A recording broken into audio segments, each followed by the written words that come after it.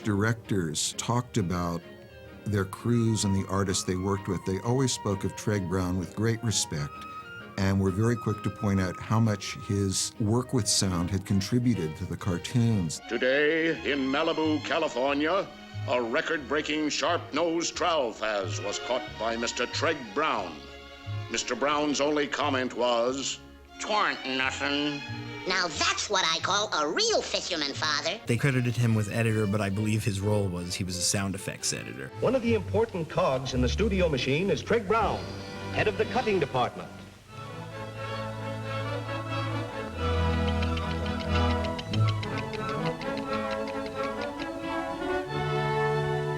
Now, Treg was a trained musician. He had his own orchestra. He played a multitude of instruments. He could read music. He was essentially a musician to the end of his life. I mean, he began with Red Nichols' band, and he was with Benny Meroff, who was a very popular vaudeville band leader. He was looking for a way during the Depression to earn a better living than a traveling musician playing in nightclubs. Like this! He got a job at Paramount, actually. First, he was offered a job as a music editor and sound editor and worked there for a short time. He actually worked for Cecil B. DeMille. All right! How's the sound? Okie dokie, Chippy!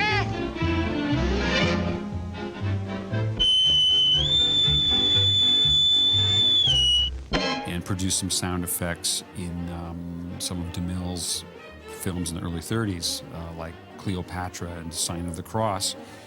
Treg made up the sounds you hear of the bow twangs and for the arrows being fired in that movie. Musicians made great cartoon sound editors because all cartoons are done on music bar sheets to rhythms. So Treg Brown understood, but it was like this guy just had an immediate genius for improving the quality of the Warner Brothers cartoon soundtracks to a motion picture level. Usually the kind of sound effects that you heard in the earliest cartoons were strictly sound effects produced by musical instruments. What happened with Treg Brown was entirely different. He would bring in sounds that were recorded in the library at Warner Brothers. If someone came quick to a stop, he'd put in a car skid from, a Jimmy Cagney gangster movie that they had recorded. Somebody was hit on the head and flew out the window, there'd be a thunderclap, followed by the sound of a biplane in a spin recorded for Dawn Patrol. And it was this imposition of realistic sounds into the fantasy world of the cartoons which gave them comic impact.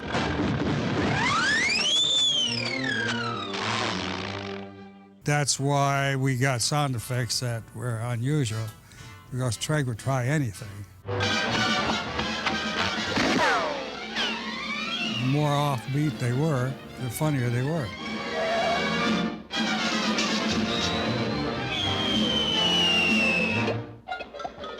He was responsible for not only putting in the sound effects, but keeping the library of them and, in some cases, creating the library of them. He went out into the field and he recorded things on a tape recorder, and transferred those to film loops, and then had built a whole sound effects library on film that he could cut in where he wanted it. He recorded an actual live crowd at a bullfight in Barcelona. And of course the bull was a real bull. It wasn't a cartoon. I think it was his wonderful imagination on the stage where we would record these effects. He had a very famous cabinet, and inside that cabinet was a myriad of what you and I might call junk. Oh, the poor putty cat. His fingers all caught into wire. And he had such a wild imagination that he could create any kind of sound from what he had. The Roadrunner had his little tongue blips. Treg said that they were produced by just snapping his finger in the top of a Coke bottle, and then you could cut a few of those together very quickly. There was a character, the kangaroo, which appeared in a number of cartoons that had this twanging bounce to its feet. And Treg produced that by taking a fingernail file, a metal fingernail file, and just putting it on the end of a table and twanging it. And you could move the file such that more of it hung out over the tail or less, and you could vary the pitch. He could make sound out of just nothing. I mean, he had a fabulous catalog of sounds that were just great. They are still used so often on television and cartoons and in the Animaniacs and all the other subsequent Looney Tune kind of incarnations that there are certain sounds that just make kids laugh. Daffy stamping out rabbit's footprints at the opening of the Rabbit Fire, Rabbit Seasoning, Duck Rabbit, Duck trilogy. It really sounds somehow like a rabbit's foot-shaped stamp being squished into ink and thumped on the ground. Like, I love the things he did with Hawaiian guitar. That's where the Looney Tunes boop comes out. That's a Hawaiian guitar with a glass slider, you know, moving up and down the strings. There's a Roadrunner cartoon called Stop, Look, and Hasten. And there's this great little sequence. You don't really see the two characters. All you see is this flames moving through the desert, and they do several quick cuts of it going around corners and wider shots of the flames. The sound there is a flamethrower roar combined with the Dawn Patrol airplanes and an old motorcycle that's in the Warner's collection, sped up a little bit. And it was that sequence, it so impressed me that when I did the speeder bike chase in Return of the Jedi, the speeder bike chase was kind of like a Roadrunner movie. It was a few minutes long, it was just sound effects, and it was high speed, and I did my best to derive my ideas from the Roadrunner. We wanted the audience to sense that it's going as fast as possible, so you have accelerating tones that go higher and higher, but they can't go too high because then there's nowhere to go.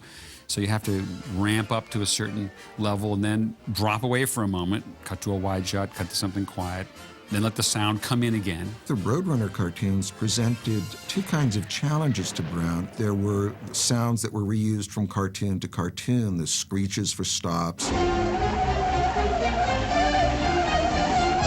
the sounds of accelerations,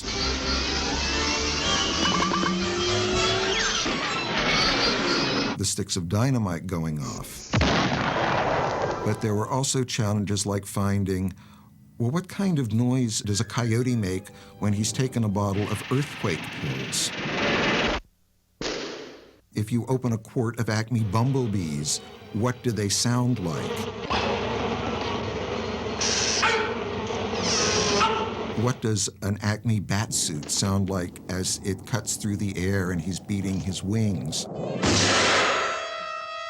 So there were certainly new things to find, and he always seemed to find the appropriate sound. And, oh yeah, that's what a coyote having taken earthquake pills sounds like. Probably Treg's masterpiece would be his collaboration with Chuck Jones on a very strange cartoon from the early 60s called Now Hear This. And it's all about an old British gentleman who has hard time hearing, and he finds a horn to listen to things. The horn that he finds is actually the devil's horn. And when he puts it to his ear, everything he hears is magnified.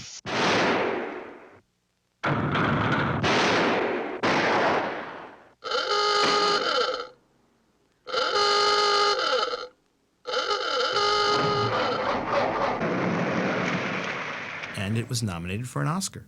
The sound effects are a form of music, a form of musical composition. And Treg Brown was an expert at orchestrating the sound effects to interplay, counterpoint, or harmonize with the music.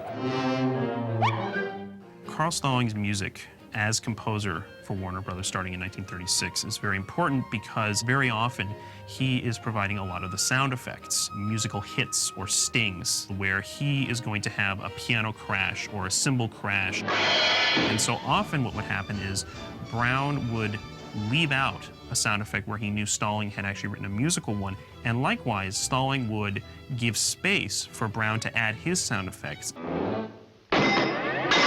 Toward the end of his career, he was at the studio taking on assignments as the cartoon work slowed down.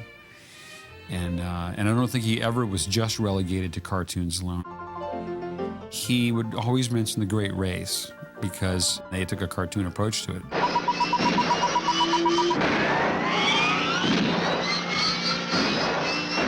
So whether it was the shotgun blasts, the boulders falling on the coyote, or the explosions, Treg Brown was the master of the sound effects.